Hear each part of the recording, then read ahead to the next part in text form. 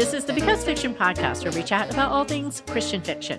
I'm your host, author, and insatiable reader, Shatona Havoc. And guys, we have back with us. Okay, for us, it's only been a few minutes, but for you guys, it's been however long it's been. And but we have back Laura. Why do I keep doing this? I should not look at your name, and then I'll be fine. Laura. I have changed your name. My dad's phonetics are getting involved here. Let's try this again. Lloyd, I did it again. How about you tell him your name so that I don't butcher it again? I hope I can do it. My name is Laura DeNooyer. Oh, somebody got it right, because clearly I can't today. I've never had that happen before, but I love the fact that it did, because it just shows how ridiculous Shatona is. Anyway, welcome back, Laura. Not Lauriga, but Laura. She has another book. She's the author of 100 Magical Reasons, but she's also the author of The Broken Weathervane. And oh my goodness, does this book sound good? So yeah, welcome back. The whole, 20 minutes it's been since we finished the last one. Thank you for having me back. It's a pleasure to be here. Oh, this is great. This is great. So, The Broken Weathervane. When I read the synopsis of this, my first thought was people who like Secrets of Old Depot Grocery by Amanda Cox would like this book. And she says that other people have said that too. So I feel like kind of smartified. So anyway, I gotta take it while I can. Absolutely. Goodness. Okay, so what is this book? What are we going to see in this one? So we have two timelines, 2015 and the early 1950s. And in 2015, we have two people seeking after the same information, but for different reasons. One person wants to publish it for a literary biography, and the other person, unbeknownst to that first one, needs to keep that information secret because she's a family member of the person he's writing about, but he has no idea. So you've got them seeking after things that they're at odds about. And it goes back into the 1950s, which is her family, her mother, her name is Leslie. Her grandmother has given her a journal that she kept during the 1950s about what really happened to the family during that decade, which most people have no clue about. And so Leslie's about to discover some things for the first time. And yeah, so that's, and speaking of Amanda Cox and that particular title, the 1950s timeline actually revolves around the family, these three brothers who own a grocery store business. So. I love it. And you know what else I love? I love the fact that, my family has roots in the grocery business. My uncle, my grandpa, and then a man who was like my grandpa. He was is actually my uncle's father-in-law. They all grew up together. And, they were all part of the grocery business. So it's like a part of my history. So that was one of the things that I really loved about Old Depot Grocery was just the fact that it's like, yeah, it's part of my history. But then I'm looking at this and I'm like, yeah. I love it. I love it so much. So we have this guy. He is going to do a biography of this author, but he needs this one final interview. Mm-hmm. And she's hiding a connection to it. Is that what I understand? Correct. Ooh.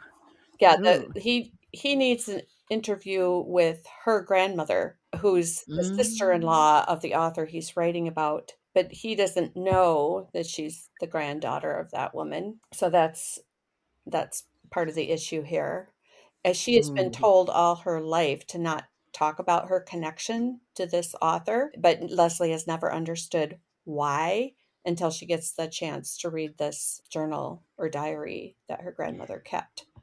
Ooh. Yeah. Oh. Okay. I love a good diary / letters it's not technically always, a straight up epistolary novel, but the epistolary aspect of novels like that just really appeal to me so much. Seeing into someone's heart and mind, but separated from the moment that it is. I mean, sometimes you're actually with them while they're writing, and that doesn't have the same appeal to me as that slight distance where you're getting it later. I don't Although, know what it well, what's excuse that? me, just to be clear, it's actually not epistolary in the sense that you're reading diary entries when you're reading the story, because when it goes back to the 1950s, it plays out as a scene. But we know Ooh, that oh, Leslie is learning about it from reading, but there's actually a scene that's being so you're actually seeing it on the you're page. Ooh. experiencing it, yeah, kind of like in real time, but yeah. I did that with a book, but mine was a storyteller instead of a diary. He starts Oh, telling the story of the family, and then you're in that time period okay. Mhm. instead of. And so that's always fun because you're not. It's just not telling. You're actually living. Mhm. And that, I mean, I love an epistolary novel. I'm not going to say I don't, I but do too. I really do love it when instead of someone just telling the story of someone's past, either on in a letter, in a journal or whatever, or just speaking it, we actually get to go there and live Mhm. it. Mhm. It's just to me, it's so much better. Yeah. Ugh, I oh like my, both. I think, yes, yeah, they're both good. They both have a place. Mhm. right. Oh goodness. Okay, so this one, research and planning and all the things. I mean, what kind of an author are you? Do you just kind of make it up as you go along, or do you have it all planned out? I think I have evolved. I used to be more of a planner, and I would say in more recent years, I have a premise in mind and I have characters in mind. And sometimes I don't know what's going to happen until I sit down and start working on things. But it kind of depends on which story you're talking about. So for this story, I feel like I kind of discovered it as I wrote it, but I had a general idea where I wanted to go. And one of the things going on, I have to say that my dad actually, it's my book is dedicated to my dad who actually passed away in September.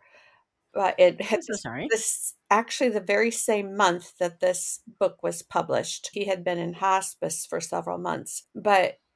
But kind of the cool thing was that it was just really strange and weird to go through a book launch while he was in hospice. And Yeah, it kind of like the gamut of emotions and but he was like cheering me on the whole time and that was really cool. And this story actually it was inspired by a family story he had told me many times over the years. So, because he had his dad and two uncles who were in business together, not a grocery store business, something else entirely, but they were in business together. And one of the youngest brother really struggled. He wasn't as much a part of the business as the older two, but he worked for them and he had a lot of emotional struggles. And but his older brothers, they were always trying to help him, always trying to set him up for success. They were just always a support to him. And I didn't know the details, and my dad didn't even know all the details, but I was always touched by that. And so that yeah, was kind of like the kernel that got me thinking about this 1950s timeline. So it's about three brothers running in this business, and the two older brothers are helping this younger brother with all of his struggles, which, just to be frank here, there's a mental illness going on here. And so yeah, this book addresses mental illness really and how that played out for somebody in the 1950s when we think there's a stigma now. I mean, there uh-huh, is stigma with mental illness yeah, still, but it's not nearly like it was in the 1950s. And of course they didn't address things in the same way. So I I brought a lot of that in, but you had a family that would have good reason to stay silent about certain Right. things. So, but I want to mention the mental illness because that is a big part of it, and there could be some triggering things in the story. That is also a thing that people are looking for in books. They want to see how other people deal with mental illness of any kind, Hmm. because and I think sometimes especially they like the historical, not, they don't always realize it until they've read it. I've had them say, I didn't expect to, because I didn't think it would relate to me. But it was kind of neat to see how what was a problem then is still a problem now, and at least we have resources now that we didn't have then. It gives a certain kind of hope now, Hmm. and a compassion that it's not like they didn't have the compassion, but compassion, a different kind of compassion that they had, maybe is what they mean. But people are looking for this, and sometimes they're looking for it not just because they personally want to connect with it, but there are things called reading challenges, and sometimes those reading challenges say, hey, you find a book dealing with mental illness, but maybe I don't like contemporary stories, maybe I only read historical. Well, guess what? Ta-da! We've got at least split time here, and so Yeah. I love it. I love it. Yeah. That is Well, so. yeah, and I think one of the deeper questions this story explores is, does silence protect or does it imprison? There, Yeah. you have to weigh the cost benefit of silence, not being open about what's going on. So it kind of explores the secrets of this particular family. Oh, I love it. Oh boy. Okay, okay. So faith wise, what are we going to see faith wise in this one? So to be honest, it's not as, it definitely is a Christian worldview, definitely, but it's not as overtly um Christian in the way that some other books can be. And also, I was really trying to be real here in the sense that just because we have faith and are trusting God, that doesn't mean there's always the ending to the story that we want. Right. Yes. And a lot of times too with you know people with mental illness and who struggle, it just it doesn't always go the way we want. But so I wanted to make it real in that sense. And Yeah. so, yeah, so I guess that's the best way I can answer that. Well, I like it then because it shows that, because sometimes we do get the idea that because of Jesus and because he is the healer and because he is the savior, that we expect him to heal and to save the way we expect him to heal and to save. And it doesn't always work that way. Sometimes there is a reason that we can't possibly understand here, Mhm. that he allows things to continue. I mean, I'm not going to say he caused this. That doesn't fit. He created perfect, but we messed up perfect. And sometimes he rescues us from the effects of the fall because he has a purpose that can't use that. And sometimes he doesn't because he has a purpose that can use it. And who are we to say, wait a minute, no, you didn't do it, my way, so it's wrong. We don't get to say that. So I like the fact that you let that show, because it affects Christians and in their circles. It also can in the fiction, Mhm. but we sometimes just kind of expect it, the shiny happy ending, and that isn't always satisfying. I mean, it feels satisfying because every shiny happy thing happened. Oh, great. But it's not satisfying when you consider that the people that you deal with every day, every week, insert the time frame that you spend with people who are struggling, or if you are the struggler, if every single day, where's my shiny happy? I don't have a shiny happy. Mhm. Well, that's maybe because it's not what's best for you. It's not what's best for that person. And you may be in their life because they need someone to come along and support them, because that's what's best for you. They may be suffering because you have a problem. No, just kidding. But the point being is that I like the fact that it's not always wrapped up in a nice, neat little bow.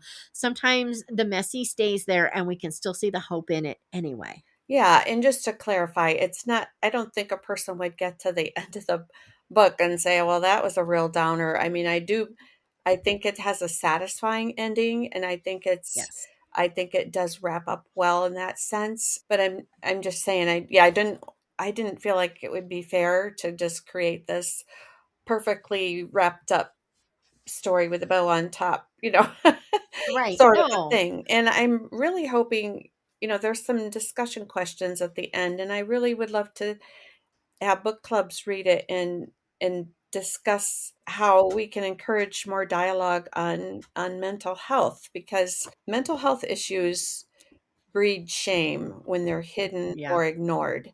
But openly talking about it reduces stigma, which Right. leads to more understanding, which leads to more empathy, which leads to more transparency and hopefully less stigma and less shame. So Right. I would just love to see the dialogue opened on mental health struggles. I've seen the video interview with Fred Rogers Mm, after his book came out.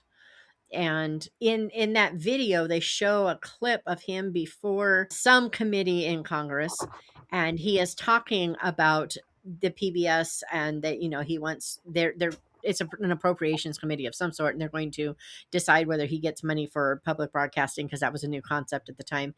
And he's talking about mental health then. mhm, And I didn't hear the phrase mental health until the last 15-20 years at the most. mhm. I mean, it just wasn't spoken of as mental health. They would people spoke around it, again, the stigma, right?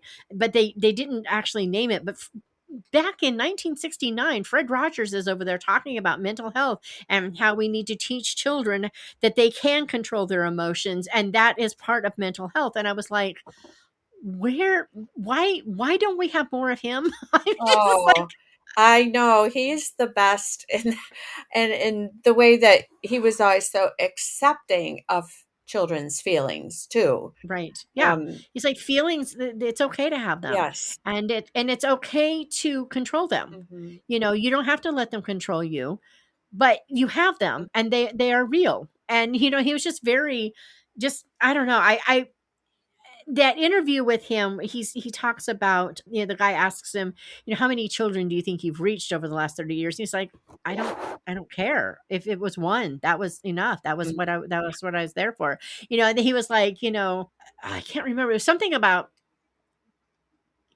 oh man, I can't remember. He was asking something, and the guy, and Rogers's response was, I there's too much noise in this world. Sometimes we need space in the margins, so that we have time to reflect on what we just read. And then he tells this quote about how the only thing that evil hates the most, or the thing that evil hates the most, is forgiveness. And then he says, and if you'll notice, the rest of that page is blank, because you need time to think about what you just read.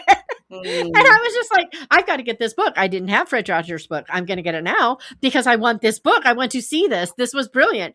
But I need to again, read it too. Yeah. right. He was talking about mental health Hmm.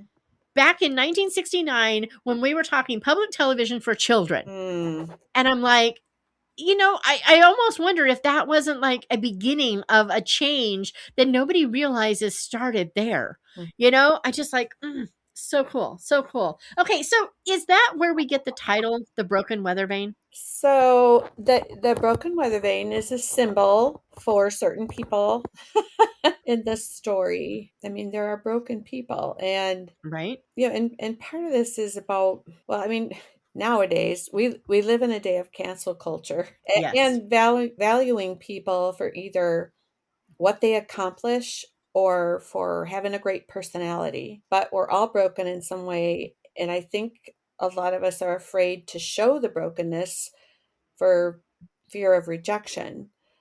So that's, that's another theme that I hope comes through this story. I actually have one of my favorite quotes in it, if I can just read that a second. Oh, yes. Um, Yes, please. Love isn't bound up in the things you can do, whether or not you can fulfill your purpose. Love is about knowing you, all that you were, are, and will be, and still wanting you. Yes. Yeah. Because love isn't about a result. Right. Love is the result. Yeah. Oh, Yeah, that's a so good way to put beautiful. it. Oh my goodness. Oh. So, what was the best part of writing this book? Let me think here. No, no worries. Well, I have to say it was really hard and sometimes painful to write the 1950s timeline. So I think coming back to the 2015 timeline, not that it was all rosy, because there were challenges there too, but I feel like there was a little bit, maybe a little bit more comic relief and just a break from a little bit of the heaviness from the 1950s. So I guess I liked writing both timelines for different reasons, but it was always more fun to come back to the 2015 timeline and writing some of the dialogues and banter between this professor and Leslie who works with him, because one of the things that she's been assigned to do is to bring this stuffy old professor up to speed on social media. So there are some fun little moments with that. Oh, that would be fun. That would be really fun. And you know what I'm liking? I'm liking the fact that you're showing and acknowledging that the 50s weren't just shiny happy days. They were tough times too. And I mean, I think we tend to see them as like, the golden years, the good old days, everything was just perfect and you've got, the cleavers and leave it to beaver and all the things. But this was a time where the people that were living those lives were the soldiers that came home broken from World War II. It was still a tough time. We still hadn't broken away from some of the ugliness in our history. We're still handling all that. And I like the fact that you see the current time as kind of a relief from the hardness of the time that everybody tends to like to kind of wear sepia colored glasses with. You know what I mean? Well, yeah, and it's interesting that you bring up, Leave It to Beaver, because in the cleavers, because television was a new thing in the 50s. I Yep. mean, as far as people actually having them in their homes.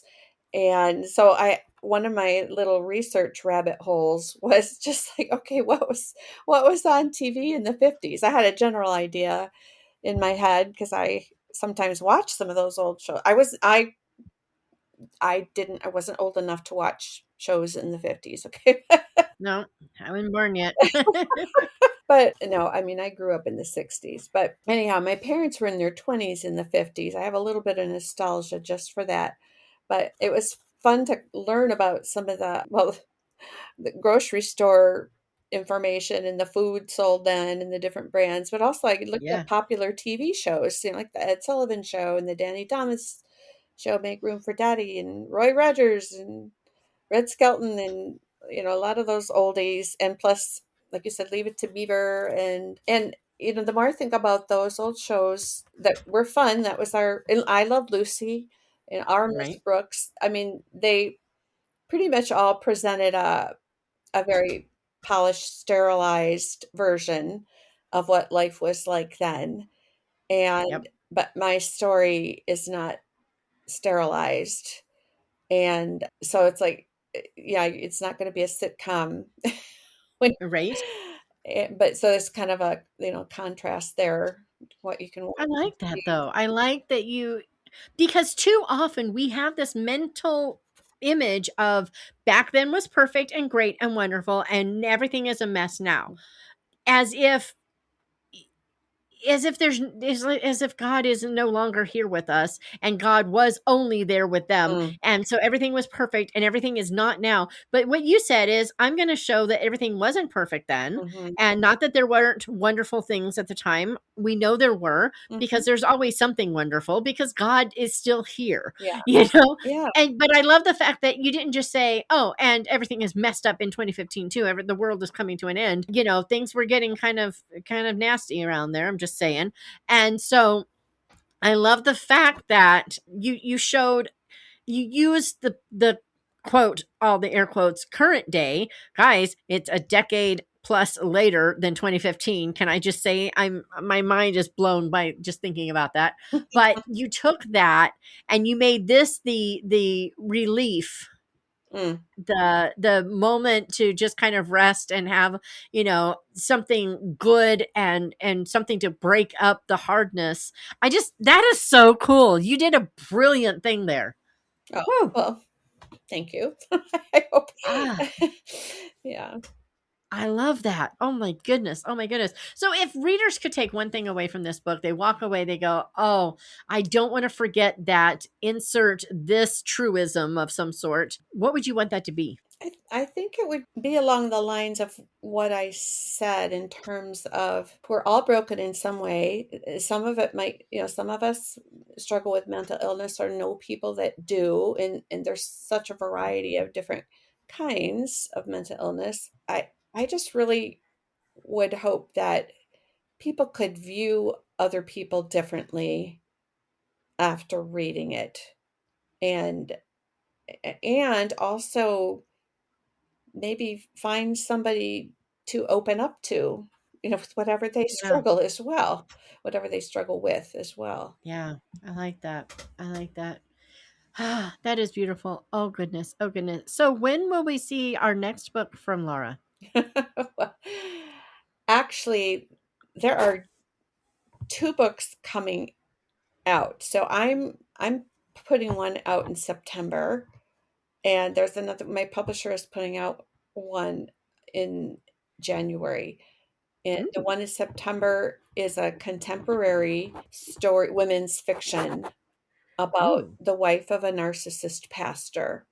So a Ooh. little bit of a controversial subject. And Yes. then the one coming out in January is a biblical fiction of all things.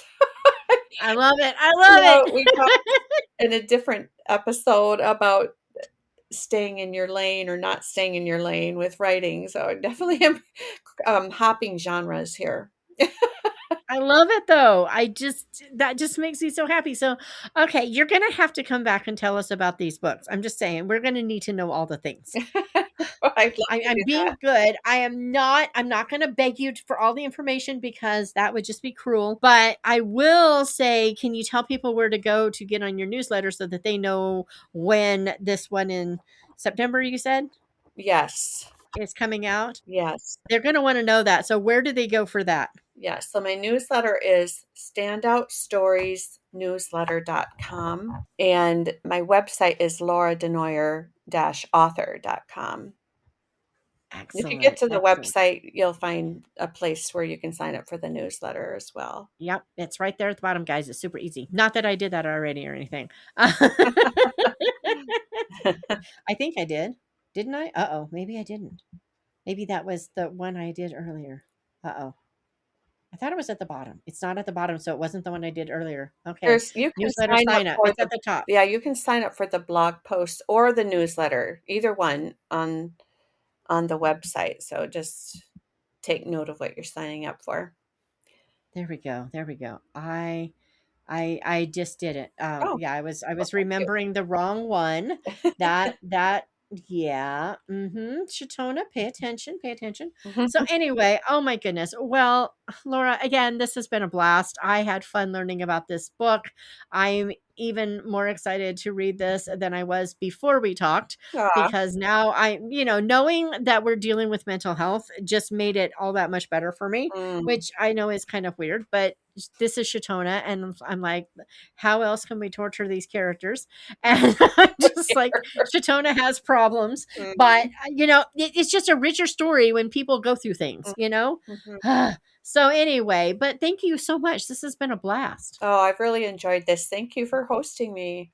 This is great. Well, meanwhile, guys, I'm going to say have a good day. Go read these good books. She has 3 available. We haven't talked about the one yet. The first one, don't know much about it because I read about it the day that I saw her name come through, which has been a couple, I don't know how many months now. So, it's been a while, but there are 3 books that you can read. And she's got another one coming in September. So, just every other month, boom, boom, boom. And you'll be waiting for her for the next month. I'm just saying.